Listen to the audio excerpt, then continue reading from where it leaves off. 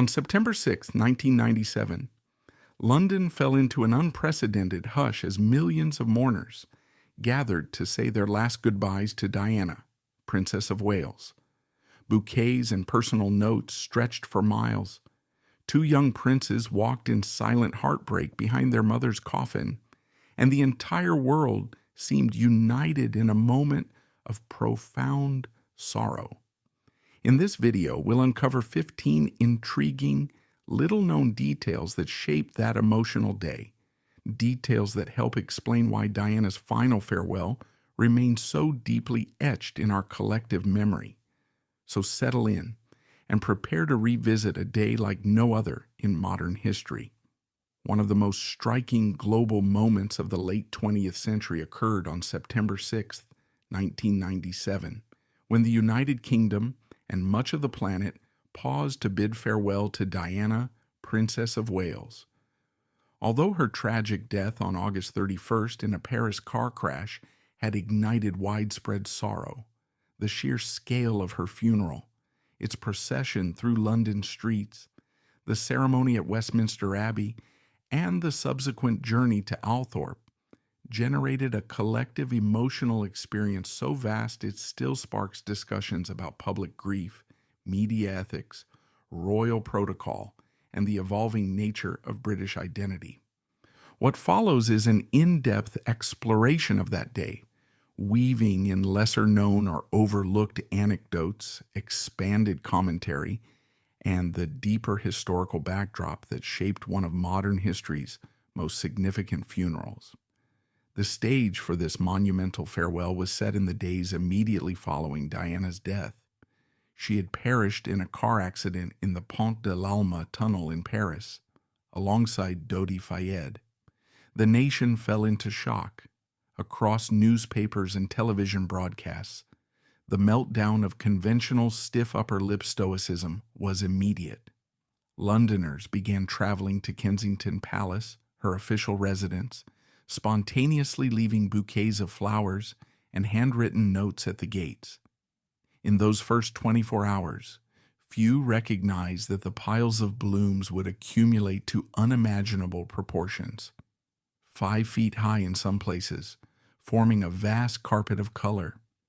It wasn't just the capital that felt this wave. Across the British Isles, local councils and towns placed books of condolence in civic centers, while churches opened their doors for quiet reflection or candlelit vigils. Internationally, British embassies and consulates reported being swarmed by mourners in cities as distant as Tokyo and Buenos Aires. Diana had forged a global connection that transcended the formalities typically associated with royalty. Into this outpouring stepped the royal family, perched on the precarious edge of tradition and public pressure. Initially, their response felt subdued, some would say aloof. As was customary during summer, the Queen was at Balmoral in Scotland.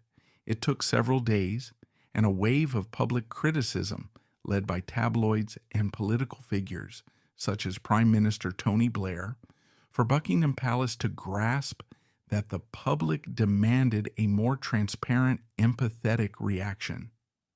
Eventually, the Queen delivered an unprecedented televised address, acknowledging Diana's gifts and the sorrow gripping the nation. The monarchy agreed to alter certain standard funeral protocols, allowing for a ceremony that, while still carrying some official aspects, would also reflect Diana's unique spirit. Her funeral was not designated a full state funeral, which was reserved for the reigning monarch. Yet it was set to resemble one in magnitude, with ceremonial elements that even extended beyond certain state funerals, in terms of global broadcast and public involvement. By the time final arrangements were confirmed, it was evident this would be among the largest, most emotionally charged funerals in modern British history. On the morning of September 6th, the coffin rested at Kensington Palace, where it had been brought after its initial journey from Paris. A hush blanketed the entire city. London, typically noisy with buses, black cabs, and bustling foot traffic was instead a mosaic of crowds massed along barricades, many having arrived during the night. The smell of damp from the ephemeral drizzle mixed with the sweet scent of thousands of flowers. Street vendors sold tissues, small Union flags, and even quickly printed memorial pamphlets, though there was minimal typical hustle or banter. The day's schedule was broadcast widely. At 9:08 a.m., the coffin, placed on a gun carriage and draped in the royal standard with an ermine border, would begin traveling through the city. Inside, unseen by the crowds, final touches were arranged. A small cluster of white lilies and roses at the coffin's head, said to be Diana's preferred blooms, and a handwritten card from Princes William and Harry labeled Mummy. This single word, so simple yet so intimate, was rumored to have been added at the last moment, giving the global spectacle a visceral personal sting. For many it signified that behind the pomp, the solemn horse-drawn procession, the millions of onlookers, was the heartbreak of two adolescent boys saying goodbye to their mother. Precisely at 9:08, the gun carriage, escorted by the King's troop of the Royal Horse Artillery, set off.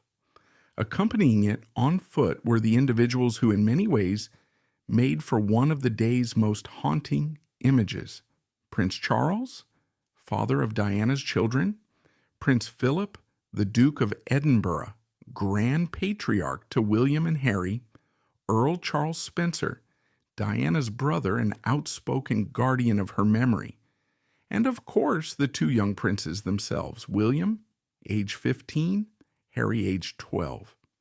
That ensemble had been the subject of feverish debate at Buckingham Palace and among close confidants.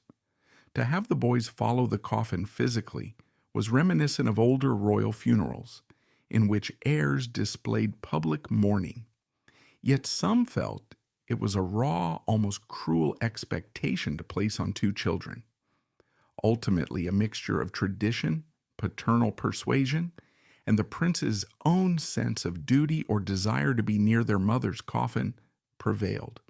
Millions around the world witnessed them walking with heads lowered, William occasionally blinking back tears, Harry struggling to maintain composure in an ill-fitting black suit. The emotional power of this scene transcended typical monarchy watchers, touching families worldwide who recognized the unnatural heartbreak of a child burying a parent under such intense publicity. As the coffin progressed along the route, Kensington High Street toward Hyde Park Corner, down Constitution Hill, around Buckingham Palace, and eventually along the Mall before turning to pass St. James's Palace, an eerie silence pervaded. Despite an estimated 1 million mourners standing shoulder to shoulder, there was no clamor. The hush was broken sporadically by quiet sobs, the rustle of cellophane in the floral bouquets, or the echo of camera shutters. At certain intervals, individuals tossed flowers into the path, creating a spattering of blossoms on the asphalt. Some watchers collapsed in tears, others held up signs reading, "Farewell Diana," or "England's Rose," referencing the soon-to-be iconic line from Elton John's reworked Candle in the Wind. Before the coffin reached Westminster Abbey, it had witnessed the quiet grief of a city that rarely showed emotion so openly, forging a new sense of communal empathy. Westminster Abbey, so ancient, so steeped in tradition, became the nexus for the formal funeral service. Inside the soaring Gothic architecture, some 2,000 guests assembled. The guest list was eclectic, from international dignitaries like Henry Kissinger and Hillary Clinton to celebrities such as Tom Cruise, Nicole Kidman, George Michael, and Steven Spielberg, to philanthropic figures representing the charities Diana had championed. Among them were homeless advocates, hospital administrators, landmine clearance experts, AIDS campaigners, an unusually broad cross-section for a royal ceremony. In the front rows sat representatives of the monarchy, including the Queen, the Duke of Edinburgh, the Queen Mother, Prince Charles, and other royals from across Europe. The building's wrought iron gates, luminous stained glass, and a hush laced with organ music combined to create an atmosphere both regal and heartbreakingly intimate. The coffin entered to the tolling of a single bell. Pallbearers carefully guided it along the nave, placed it on a catafalque at the altar steps. Eyes scanned the wreath of white flowers, the single candle flickering near the royal standard, and the pale envelope reading mummy. On either side of the aisle, flower arrangements of lilies, daisies, and roses exuded gentle fragrance. The service commenced, prayers offered by the Dean of Westminster, a biblical reading from then Prime Minister Tony Blair, quoting Corinthians, referencing the ephemeral nature of life and the abiding power of love. The old building's acoustics magnified every word, ensuring that, as the service was broadcast to an estimated 2.5 billion watchers, the emotional resonance soared. One of the day's central pivot points arrived when Earl Spencer stepped forward to deliver his eulogy. Some watchers had predicted a measured tribute, focusing on Diana's philanthropic endeavors and personal warmth. What they received, however, was a passionately charged, borderline rebellious speech that singled out the press for hounding Diana throughout her adult life. In that speech, the phrase, "the most hunted person of the modern age," echoed like an indictment not just of tabloids, but also of a monarchy and aristocracy that failed to protect her from unscrupulous media harassment. He promised to watch over William and Harry, ensuring that they would not be submerged solely by duty and tradition. Many in the Abbey broke into discreet applause or murmurs of approval, though it was unusual for applause to erupt at a funeral. The cameras panned to the faces of the royal family. They remained stony, giving away little. Outside the Abbey, watchers who heard the speech piped into loudspeakers, cheered. Some tabloids called it the moment the monarchy was told to modernize or risk irrelevance. Others felt the eulogy overshadowed the funeral's unifying purpose, injecting personal rancor into a moment that could have been purely memorial. Regardless, it became one of the day's defining elements. The tension eased somewhat when Elton John performed. Candle in the Wind, 1997, retitled Goodbye England's Rose, soared from the piano. Bernie Taupin's revised lyrics included references to Diana's empathy, her grace under pressure, and her charitable impetus. The camera caught glimpses of the Queen quietly dabbing her eye, and of the younger royals drawn into a wave of tears. The performance was heartbreakingly fragile, culminating in hush before thunderous applause in many living rooms around the world. For the immediate congregation in Westminster Abbey, applause was absent. Royal tradition frowned upon it in funerals. But outside, along the Mall, many watchers gave an ovation, both for the performance and for the memory of Diana's once living spirit. The single would, in the days following, break record after record, eventually recognized by the Guinness Book of Records as the best-selling single since the invention of the charts, evidence of how intimately the public connected with the people's princess.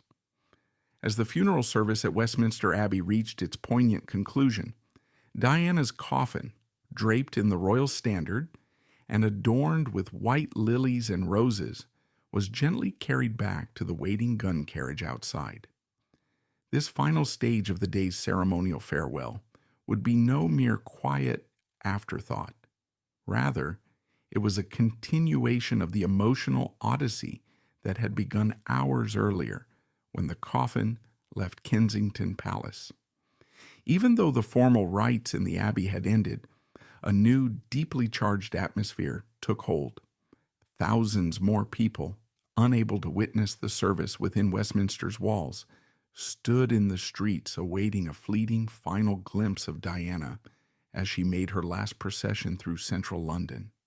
The shift from the solemn hush inside the abbey to the raw outpouring of grief and devotion in the streets, was palpable. Members of the household cavalry, police on horseback, and courtiers carrying walkie-talkies and earpieces worked in tandem, attempting to regulate the mass of people who had surged forward the moment they heard that the coffin would emerge. Over the prior weeks, law enforcement and city officials had mapped out thoroughfares and vantage points.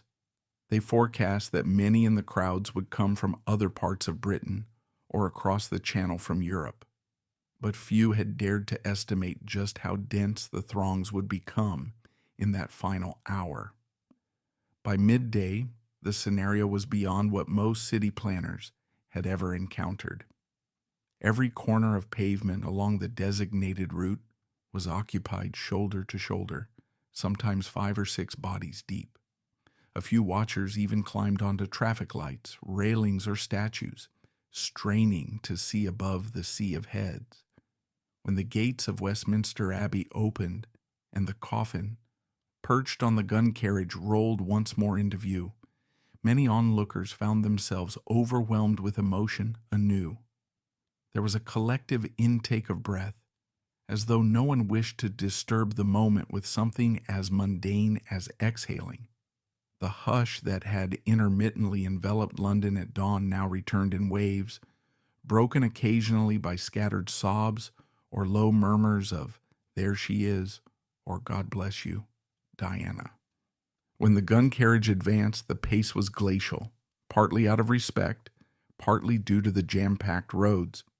Police officers, whose primary function was to maintain safety, sometimes had to link arms in a chain to prevent the crush from spilling over the barricades. In some sections, the crowd pressed so close that even the slightest ripple of movement could set off a domino effect.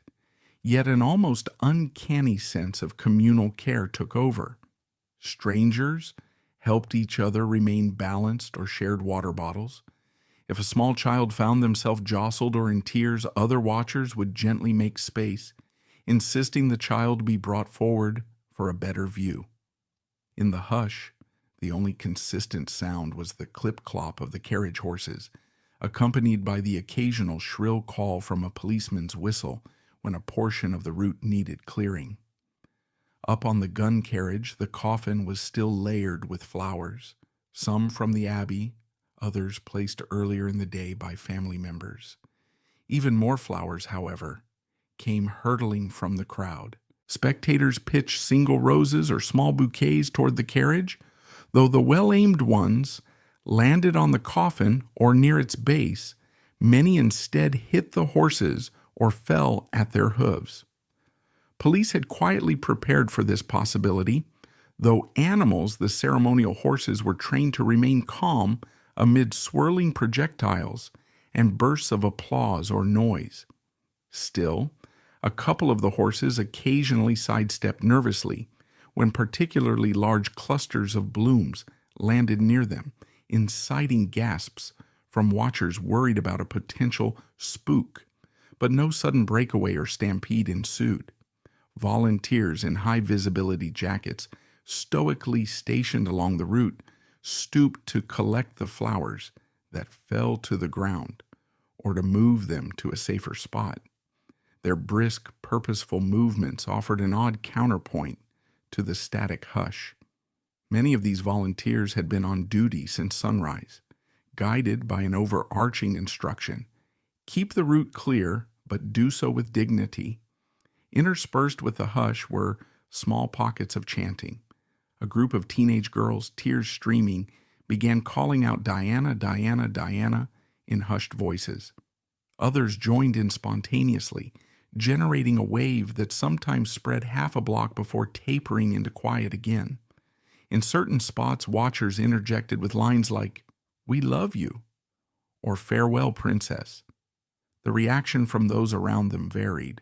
Some joined the chorus, while others either nodded or quietly signaled for hush, believing that silence was the purest show of respect. Thus, the processional route was peppered with ephemeral bursts of heartfelt exclamations, soon reabsorbed into the general wave of mourning. This dynamic continued for the entire final pass through central London, each segment of the crowd forging its own local response, yet all united in sorrow. Meanwhile, local authorities made repeated announcements via loudspeakers, advising watchers not to attempt to follow the gun carriage once it had passed. Please remain in place, or, for your own safety, do not push forward, the messages repeated.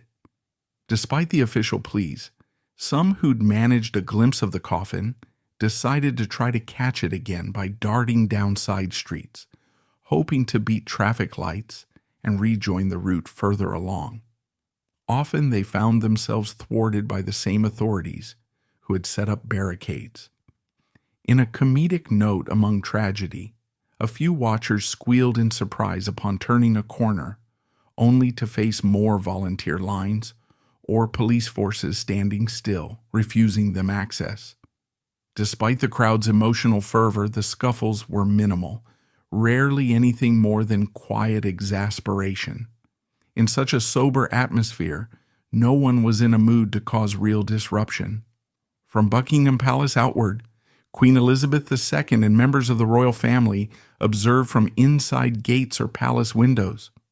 At one point, the Queen was seen stepping onto a small dais in the palace courtyard, slightly bowing her head as the coffin passed. This simple gesture held enormous significance, as it was widely known that the Queen rarely bowed her head for anyone but the sovereign. Yet here, the monarch was acknowledging the departed ex-wife of her son, a figure who had shaken the monarchy's image but also brought it close to the people in her lifetime. That subdued moment, caught on camera, fed into the narrative of the monarchy's potential pivot toward empathy and recognition that their relationship with the people was changing. Onlookers lined the mall, many pressing themselves against the iron rails outside the palace, throwing more roses or snapping photos they might treasure or share with their children one day. Again, the hush intermingled with sporadic applause or tearful cries of "Thank you, Diana." A short distance from that vantage, in a side lane near St. James's Park, teenage volunteers and uniformed scouts formed a chain to collect the flattening heaps of blossoms. Whenever there was a short lull in the procession, they dashed in to pick up bouquets before scurrying back again. Some watchers held out additional tributes, passing them overhead to be placed on the route, a communal act reminiscent of a medieval vigil. Tied to many of these stems were small notes. Writers of these notes, anonymous or signing with first names, used words like angel, candle in the wind, dear friend, or second mother. The emotional rawness captured in these brief scribbles underscored Diana's extraordinary public resonance. She had, in her short 36 years, become to many watchers both an icon and a personal friend, someone whose compassionate gestures had bridged the gulf typically dividing monarchy and people. As the coffin reached Constitution Hill, a hush so absolute fell that it felt supernatural. Birdsong from the edges of Green Park fluttered forth clearly, along with the faint whir of a helicopter overhead used by TV networks to capture overhead shots. This vantage, broadcast to the world, revealed the gun carriage wending its way through the immensity of a crowd parted like the biblical Red Sea. The camera zoomed in on the coffin, and for a few fleeting seconds, watchers worldwide glimpsed the envelope with "Mummy" etched in young handwriting. The effect was immediate. Many watchers on TV broke down crying again, or posted messages to early internet forums describing how that single detail made them sob. The intangible bond of respect and heartbreak, so intangible that it was almost physically felt, intensified. Parents told their own children, "That letter is from her sons. Imagine how they must feel." It was a global empathy that transcended language or national divides. Once the coffin had passed the final throng, with the route now behind it, The atmosphere along the thoroughfares changed. Some watchers remained silent in reflection, not wanting to break the moment by leaving. Others began drifting away, heading to side streets to find a taxi or underground station. But the hush didn't entirely vanish. Many spent the next hour just quietly conversing with strangers about what they had seen and felt, exchanging personal stories of how Diana's philanthropic visits, or her public interviews about bulimia, or her championing of HIV/AIDS patients had touched them. Some recalled seeing the princess in real life, whether at a charity event or a walkabout, describing how she made prolonged eye contact, asked their names, or offered an unexpected warmth at odds with the typical stoicism of aristocracy. This sense of personal involvement was precisely what made her funeral processional so searing for millions. They all, to some degree, felt a personal connection to her memory. As the gun carriage approached the outskirts of central London, near the point where the coffin would be transferred to a hearse bound for her family's estate at Althorp, pockets of crowds continued to gather. The city's daily rhythms, of course, had been thrown off entirely. Buses rerouted, shops in many areas closed or operating with minimal staff. Even the main thoroughfares had been blocked for hours. London was effectively in stasis for Diana. A few scattered individuals, perhaps not originally planning to attend, but spontaneously drawn in by the coverage or the emotional undertow, approached the edges of the route, gazing at the final slow pass. They might not have arrived in time to see the coffin up close, but they still wanted to claim they had been there in the city's final farewell. Volunteers, those wearing the distinctive neon vests, worked well into the afternoon. They collected not just the newly dropped flowers, but also small tributes and even stray personal items that watchers had left behind. A teddy bear, a photograph of Diana cut from a magazine, a tiny figurine of an angel. Some wrote down which section they had found these objects, hoping to pass them on to official custodians or charities. The synergy between law enforcement, volunteers, and a respectful public prevented a crush or chaos that might have marred such a massive gathering. Observers from other European nations later studied this moment to glean lessons for crowd management during large funerals or national ceremonies. The overarching lesson was that in moments of genuine public grief, an innate calm often emerges. In the immediate hours after the funeral procession's end, television networks worldwide pivoted to analyzing how the day's events would be remembered. BBC correspondents reported from vantage points in London, some tearful themselves, describing the hush, the unity, the unstoppable sorrow that had overshadowed typical city hustle. Meanwhile, CNN's coverage included man-on-the-street interviews with Americans who had traveled across the Atlantic just to stand there. One woman from Ohio explained she had followed Diana's life for years, collecting newspapers from her wedding day, births of her children, her philanthropic visits, and decided she couldn't bear not to be present at her funeral. Another man from Toronto described living with HIV and how Diana's compassionate handshake at a Canadian hospital once changed how he saw himself. He felt compelled to bring a single rose to her coffin route, as a final thanks to the princess who made him feel worthy. In the following days, newspapers displayed front pages with photos from that final pass. The Times featured a close-up of the coffin drenched in bouquets. The Daily Express, known for its fervent coverage of Diana during her life, showcased a vantage of the young princes walking behind the coffin, the headline reading, "Farewell, Our Princess." The Guardian, a more liberal paper, wrote contemplative editorials about national identity and the monarchy's challenge to remain relevant in a nation that apparently demanded more emotional authenticity. International press also zeroed in on the day. In Paris, Le Monde published reflections on how ironically the city that witnessed her final breath was overshadowed by the city of her funeral.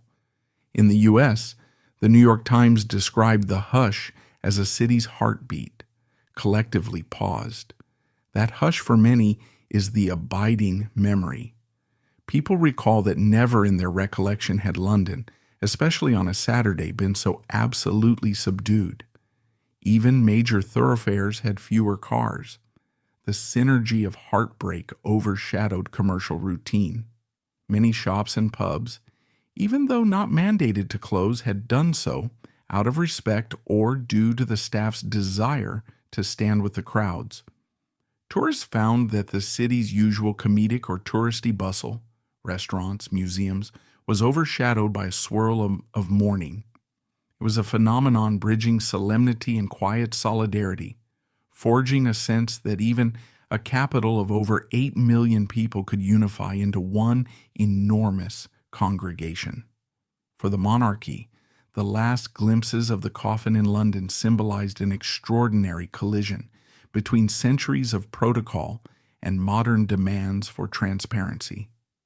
Typically, a royal funeral service ends within the confines of a chapel or abbey, with minimal outward demonstration.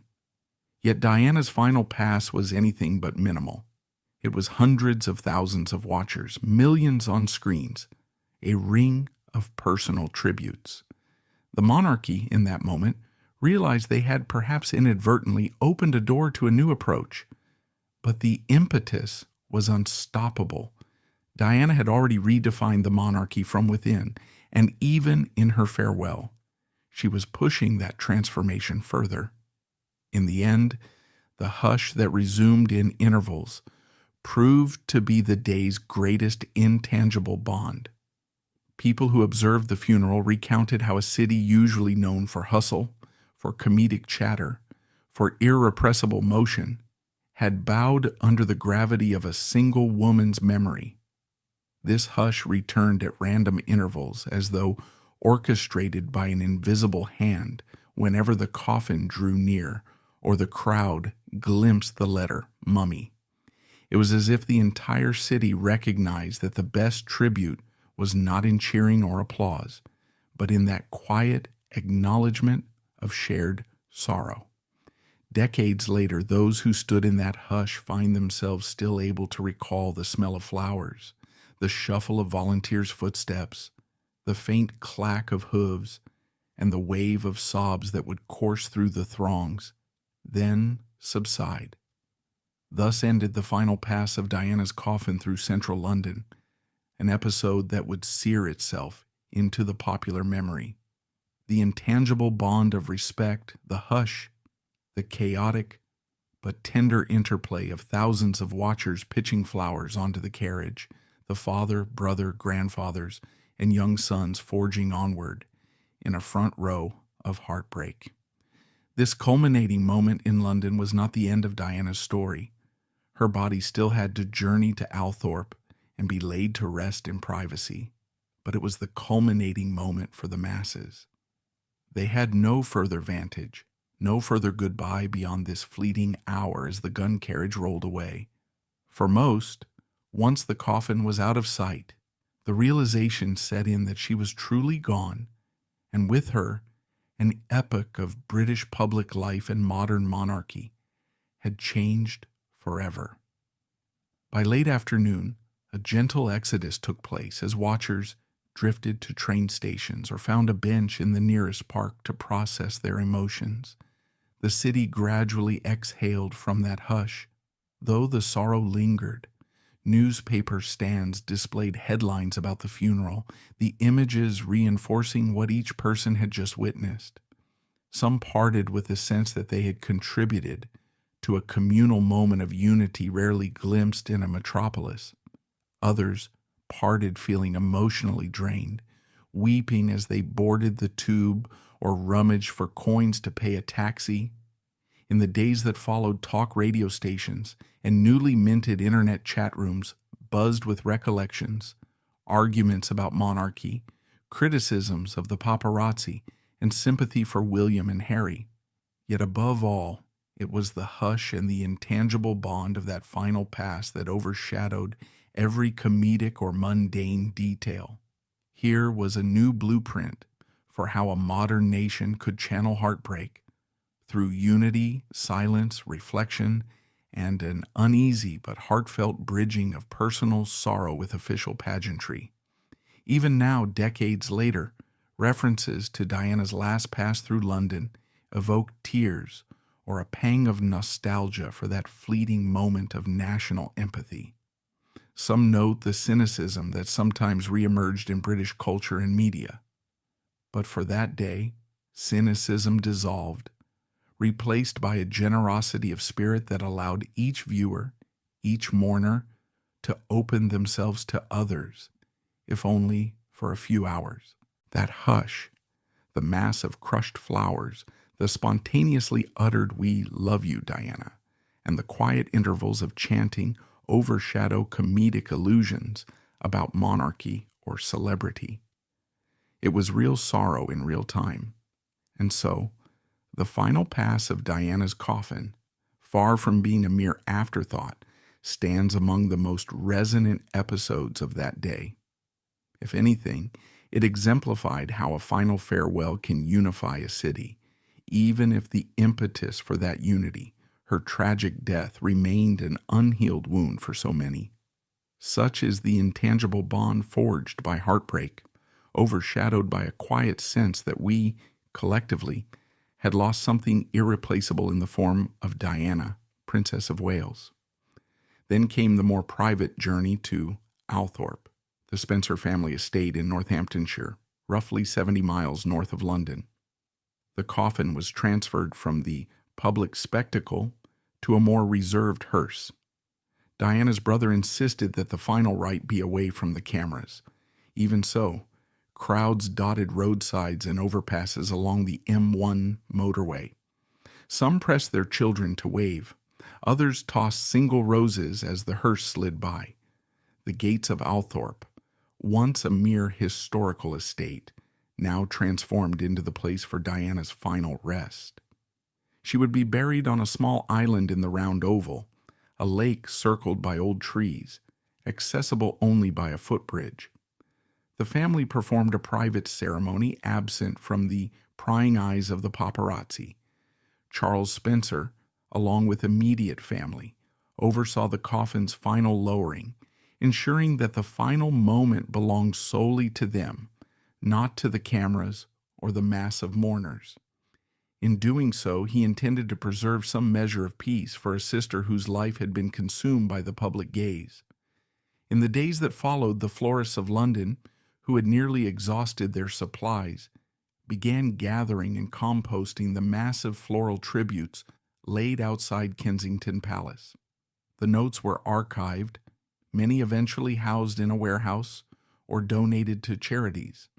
Letters that spelled out heartbreak or told personal stories of how Diana had visited a hospital, touched a child with HIV, or consoled someone with a disability provided a mirror for society reevaluating how it engaged with monarchy and humanitarian issues.